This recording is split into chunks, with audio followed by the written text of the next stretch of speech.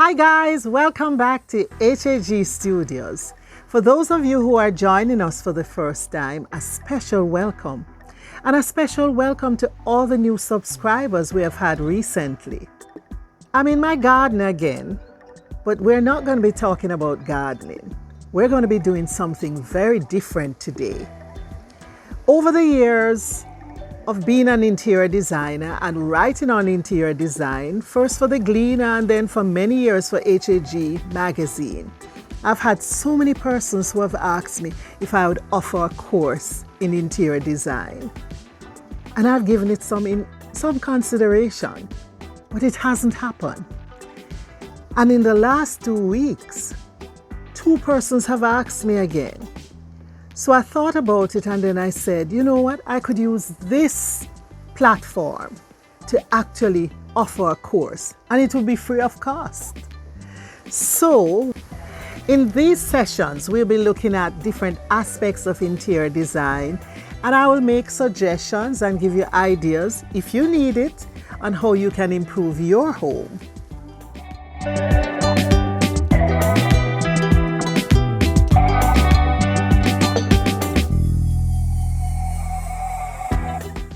Today we're going to be looking at 10 design mistakes which we sometimes make and ways in which we can fix these. So, stay with me.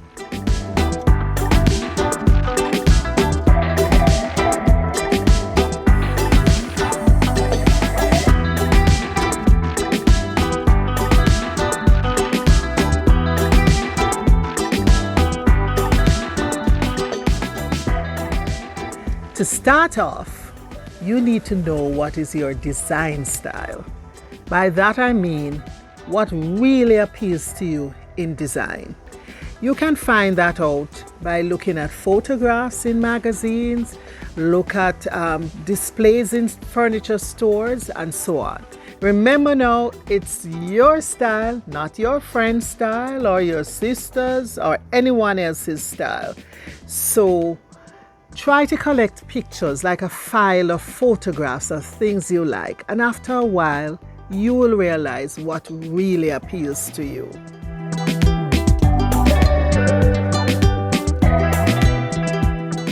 It's important that your style is not a mix of every different style, where there's some traditional, some modern, some cottage, just some grand mix. You can have what is called eclectic, where you have a mix of styles, but it's best to keep it at 2 styles. Keep in mind that whatever you're putting in your home, they should work together. There should be a natural flow. There's a style that's called eclectic, which means you mix styles, but it doesn't mean you should mix every style. So you have traditional and you have country and you have modern and so on. What you need to do is have a predominant style, and then you can introduce another style which is complementary to what you have in the room. So for example, you are generally a traditional person, but you want to bring in some modern pieces, usually at least 2 pieces. Don't make it just one single modern piece. Or you may reupholster a traditional chair in a contemporary fabric. But whatever you do, don't overdo it. All right? For example, in your living room, say you have a traditional living room, but you want to introduce a few contemporary pieces. It should be at least 2 pieces, not too many pieces. And it doesn't have to be 2 chairs. It could be a contemporary chair and a frame art piece which is contemporary. But you should try to repeat. Repetition is important in design. In another episode, we'll go more into the different design styles.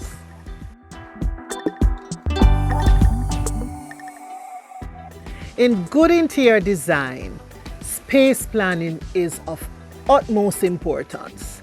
Oftentimes you'll see furniture that are oversized for the room or in the wrong location. There's no clear path to walk. You have to walk through a seating. That's because the planning has not been done. You can actually start by doing sketches, measuring your walls. The sketches don't have to be fancy. The sketches can just be rough sketches of where you would place your living room seating, where the dining table should be, and especially if you're doing a new room or a new house, make sure lighting and plugs are in the right position. Imagine where your dining table is going to be. Oftentimes I see dining table and the chandelier is way off from the center. Your chandelier or any lighting you have over the dining table should be dead center. So make sure that's done. If you have that already, you'll have to have an electrician blank that out and use a chain to carry it dead center. But measure your spaces before going to the store, and don't overcrowd your rooms, because you, by doing the measurements, you now know what your room can accommodate.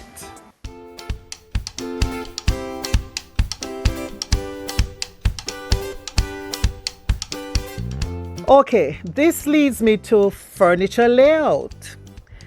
Oftentimes what we do is we scatter the furniture right around the room against the wall, but that's not necessary. It's good to bring your seating together, and you may even have space behind the seating where you can walk. Walking should not be taking place in the middle of your seating. So there should be clearly defined paths for anyone to walk, which is outside of your seating.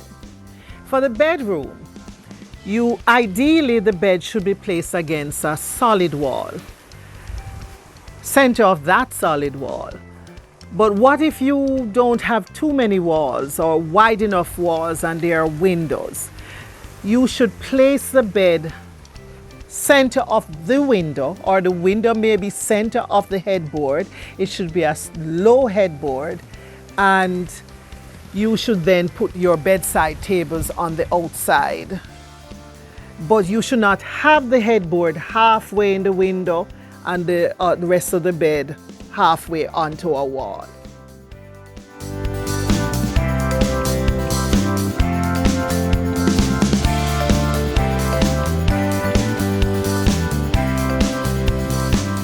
Guess what? We had to move inside because even though I was enjoying the breeze outside, the lighting changed.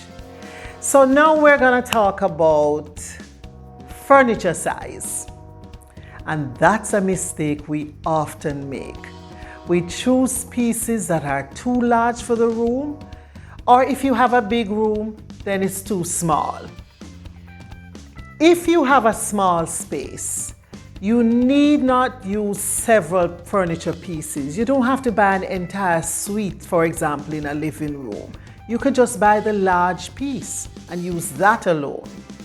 If you're in a big setting, create different seatings. So keep them close together, but have 2 or 3 seatings depending on the size of the space. Okay?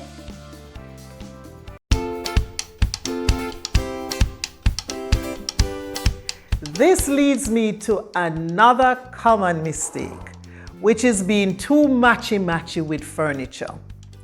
If you want to date your living room, stick to a suite which is all upholstered in the same fabric, or even the same style furniture. What you want to do instead is to do a little mixing where you change the fabric on 1 or 2 pieces, and you also change the style of the furniture pieces. Matchy-matchy can also be with colors, where we try to match every color in the room. I often see people looking with a piece of fabric, looking for the exact shade to match it with when I go to the stores.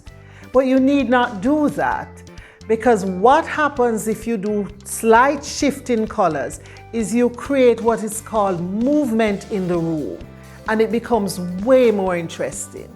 So don't waste your time on trying to match up every single color in the room and making it too exact. You want a little freedom, a little play, all right?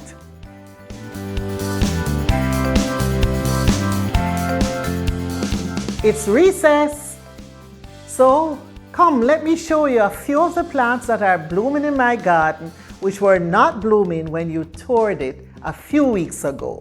Let's go.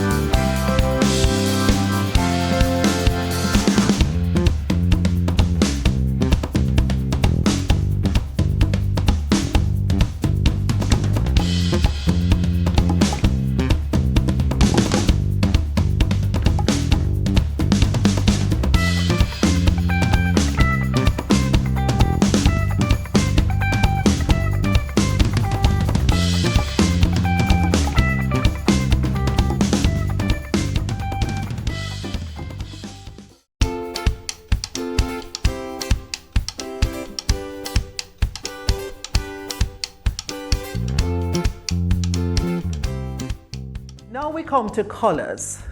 I love working with colors, but I find a mistake that persons often make is to use too many colors, and sometimes they're just a bit too strong. You don't want to go to the store and because you like 10 colors in the store, say the paint store for example, you try to apply all of these paint colors to your walls. Because if the colors are too many and if they're too strong, especially when they're too strong, you will not have a relaxed space. So you have to be careful with how you use colors. I'd suggest you use lighter colors for the walls. And if you want a strong color on a wall, you can do that, but don't have a lot of strong colors in one room. If you like a lot of colors, what you can do is minimize what you use on the wall, keep that at 1 or 2, and then incorporate colors, and especially when they're bright colors, in your accessories.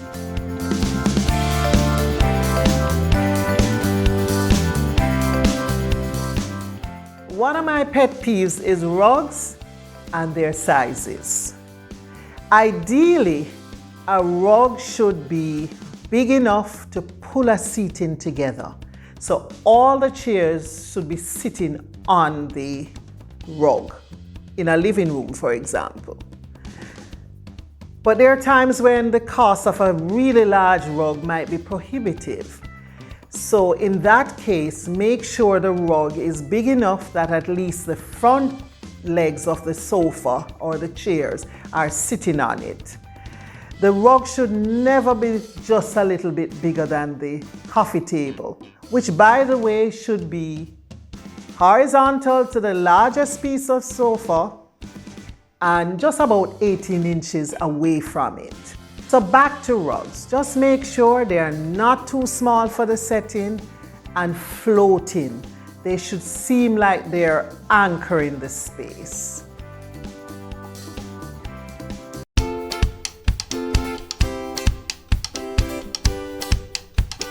Now for the hanging of art, which is probably one of the most common mistakes. Art should be hung where you're not lifting your chin to look at it, but instead looking across. So therefore, whatever art pieces you have, the center should be, say for example, a person who is about 5'7", 5'8", should stand and look exactly at the middle of whatever the display is. So I'm 5'8", and if you notice, my head is about center of this big piece.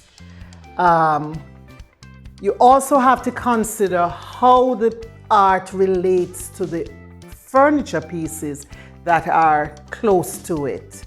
So this is hung where the chairs, it's just a little bit above the chairs.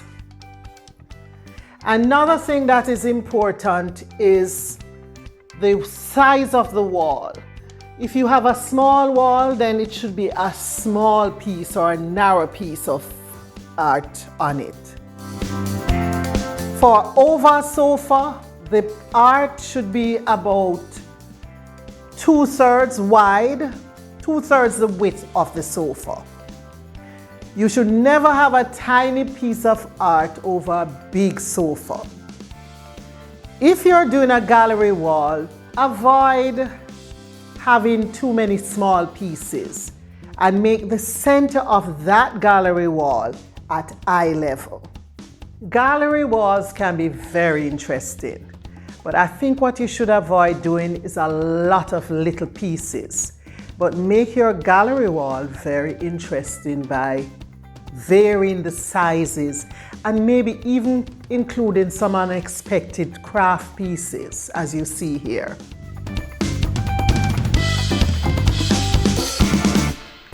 Another thing to remember as we talk about art pieces, we now hang our TVs on the wall, and oftentimes I see where those are just hung too high. Remember, you're going to be sitting down to watch a television, so it needs to be at eye level to where you're in relation to where you're sitting. You should never again be holding your neck, stretching your neck to see the television. It should be at a comfortable eye level.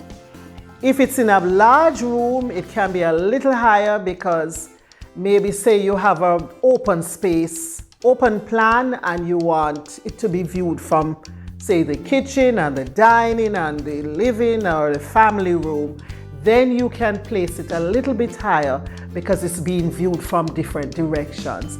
But if the television is being viewed from a seated position in a set area, keep the television at eye level.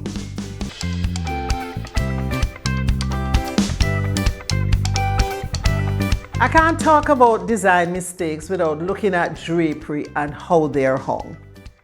Drapery ideally should be hung as close to the ceiling as possible because it makes the room appear higher and also larger. So aim to hang not just a few inches above the window, but higher than the window. Use up that beam space. Another problem though is making your drapes appear like what we call in Jamaica, we expecting flood. Like when someone's pants are too short, we used to say they look like they're expecting flood. Your drapery should be no more than say an inch above the floor. When they cut off at varying heights or varying lengths, they appear like you're expecting a flood. If they are going to be short drapes or curtains, then they should be about 6 inches below the windowsill. And if you want a very luxurious look, you can actually have your drapes puddle onto the floor by making them say about 10 inches longer than the height that you have on the wall.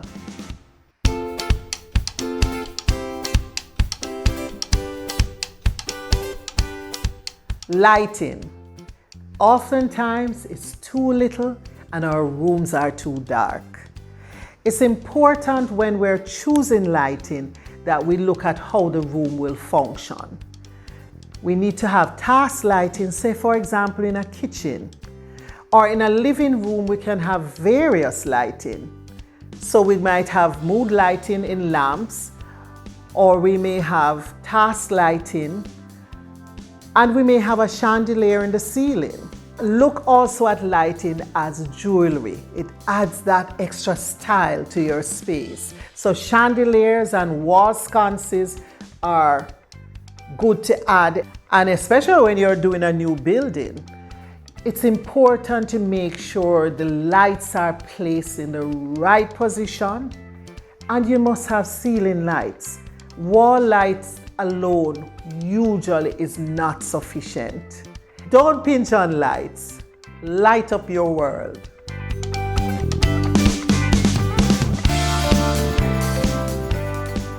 Accessories. It can be too few, or more often than not, the mistake is that it's just too much. Over accessorizing, putting something, just a whole heap of different things all over the place, really spoils a decor. What is best is to group accessories and leave space in between. So you group in odd numbers usually is best.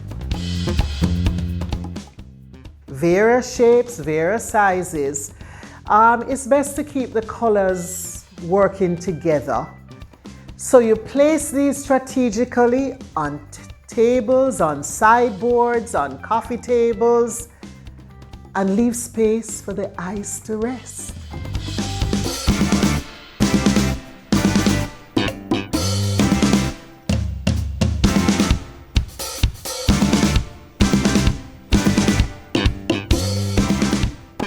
Before we go, I just want to say a special thank you for the support we have been receiving here in Jamaica and all over the world.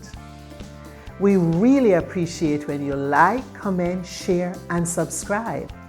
And for those of you who are not so sure how to subscribe, you just press the word subscribe below the video. Thanks for watching, and see you next time.